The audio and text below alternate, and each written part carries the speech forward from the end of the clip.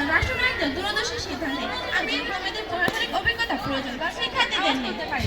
কিন্তু বৈষম্য দূর করার জন্য যখন কোনো আইনি কৌশল তৈরি হয় তখন অভিজ্ঞ পেশাদার বাংলাদেশের পেশাদাররাই মূল ভূমিকা পালন করে। অভিজ্ঞতা আবেগ বিবেকের সাথে একটি দেশের অর্থনৈতিক নীতিমালা এই কাজগুলো করার দায়িত্ব সরকারের। ছাত্ররা বড়জোর চাপ প্রয়োগকারী গোষ্ঠী প্রেশার গ্রুপ হিসেবে কাজ করতে পারে, কিন্তু মুখ্য ভূমিকা পালন করার ক্ষমতা তাদের হাতে নেই। আমি বিভাগদের ভাইদের কাছে একটি বন্ধুদের কাছে একটি প্রশ্ন রাখতে চাই।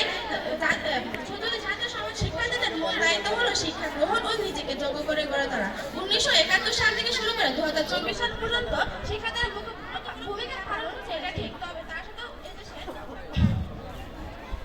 শিক্ষার্থীদের হাতে নেই কোনো আইনগত বা প্রশাসনিক ক্ষমতা।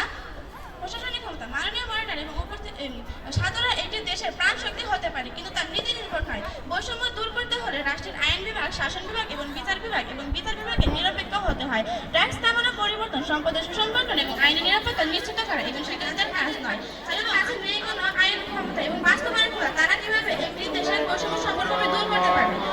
পরিষদের